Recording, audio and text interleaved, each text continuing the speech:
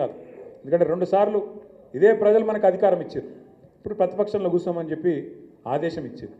మరి ప్రతిపక్షంలో కూర్చున్న తర్వాత మేము కూడా జాగ్రత్తగా గత 14-15 నెలలుగా అన్ని గమనిస్తూ ఉన్నాం. ఇప్పుడిప్పుడే మనోళ్ళకి అందరికీ అర్థమవుతుంది. చూస్తాను వీడియోలు వాట్సాప్లలో తిరుగుతున్నాయి కదా, ఏమేమంటారు ప్రజలు చూస్తున్నారు. ఆడోళ్ళు, మగోళ్ళు, రైతులు, ముసలోళ్ళు చూస్తుర్రా, ఎన్ని మాటలు మాట్లాడుతున్నారు. నిజంగా చెప్తున్నా, మీరు నమ్ముతారో నమ్మరో కానీ అమ్మతోడు చెప్తున్నా, తెలుగు భాషలో గిన్ని తిట్లుంటాయని తెలియదు నాకు. అరే రే రే ఏం తిట్టుడే అది. భయం కూడా లేదు, భయం లేదు, భక్తి లేదు. గొట్టం పెట్టుడు ఆలస్యం, రమ్మను వాడిని అంటారు. ఏడికెళ్ళి వస్తాడు వాడు, భయం వానుకుంది. వస్తే ఇబ్బలు కొట్టట్టున్నారు జనంలో. నేను మన కొడంగల్ పోయినా, లగచర్ల అని ఊరు, ఆడ మొత్తం మా లంబాడ సోదరులు ఉంటారు. ఆ లంబాడ సోదరుల భూములు గుంజుకునే ప్రయత్నం చేస్తే పాపం వాళ్ళు మరలబడ్డారు. అధికారులు వస్తే ఆ రోజు నిరసన చెప్పినారు, అలా నిలగొట్టారు. అదే రేవంత్ రెడ్డి పోతే ఈపే వాళ్ళ కొడుతురు, అధికారులకు నిరసన చెప్పి నిలగొట్టారు. ఇక రేవంత్ రెడ్డి అహం దెబ్బతిన్నది. అగో నా కాన్స్టిట్యున్సీలో నేను భూములు ఇవ్వమంటే మీరు ఇయ్యరా, మీ ఆయుష్యత ఎంత, మీ బతికెంత, నేను అనుకుంటే ముఖ్యమంత్రిని అని చెప్పి 40 మందిని తీసుకుపోయి జైల్లో పెట్టిండు. మొత్తం లంబాడ రైతులు, గిరిజన రైతులు, దళిత రైతులు తీసుకుపోయి జైల్లో వారేసిండు. మేము జైల్లో చుట్టూ తిరిగినాం. Parigi jail, Sangareddy jail, Cherlapalli jail తిరిగి ఢిల్లీ దాకా పోయి ఆడ human rights commission, SC commission, ST commission, women commission, అన్ని కమిషన్లు పోయి కలిసి ఇట్లున్నది ముఖ్యమంత్రి గారి ప్రవర్తన, ఆయన సొంత నియోజకవర్గంలోనే దౌర్జన్యం జరుగుతున్నది, మీరు కాపాడాలి అని చెప్పి మొత్తానికి కొట్లాడి వాళ్ళని ఇడిపించినాం. బెయిల్ ఇడిపించినాక మొన్న నేను పోయినా, ఆడికి లగచర్లో పోయినా, కోస్కి పోయినా, ముఖ్యమంత్రి నియోజకవర్గానికి. నేను నిజంగా చెప్తున్నా, నేను కూడా ఊహించలేదు. నేను పోయినప్పుడు మా వాళ్ళు రమ్మంటే కార్యకర్తల సమావేశం లెక్క ఒక 3-4 వేల మంది ఉంటారేమో అనుకున్నాం. కానీ అక్కడ పోయి చూస్తే 25-30 వేల మంది కొడంగల్ నియోజకవర్గంలోనే కదం దొక్కి మళ్ళా కాంగ్రెస్ పార్టీని మొలకెత్తకుండా తొక్కి పెడతాం, రేవంత్ రెడ్డిని కూడా తరిమి కొడతామనే విధంగా అక్కడ మా లంబాడ సోదరులు, అదేవిధంగా కొడంగల్ సోదరులు ముందుకొచ్చి ప్రతిజ్ఞ తీసుకున్నారు. మరి రేవంత్ రెడ్డికే దిక్కు లేకపోతే మీ కడియం శ్రీహరి ఉంటాడా నేను అడుగుతా ఉన్నా. ఆయన పరిస్థితి ఏంది అసలు?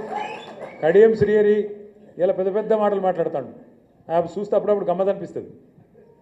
అది సామెతను శకునం చెప్పే బల్లి కుడితిలో పడ్డదని. అరే అసలు తెల్లారలేస్తే నీతులు మాట్లాడతాడు, ఏదో పెద్ద నీతివంతమైన మాటలు. ఆయన ఒక్కడే మేధావి, ప్రపంచంలో ఎవరు లేడీ, ఎవరికి తెలియలేదు, ఈయనకేమున్నది అన్నట్టు పోజులు కొడతాడు. మరి గన్ని శకునాలు చెప్పే పెద్ద మనిషి, గన్ని నీతివంతమైన డైలాగులు కొట్టే పెద్ద మనిషి ఏమన్నా ఇచ్చేస్తుంటే రాజీనామా చేసి ఎలక్షన్కి రా, దమ్ముంటే చూసుకుందాం. గన్పూర్లో దమ్ముంటే రా, పెద్ద మాటలు ఎందుకు? ఓ పెద్ద భీకరమైన డైలాగులు, బీభత్సమైన పోజులు. గాల్లె గెలుసుడు కాదు కదా.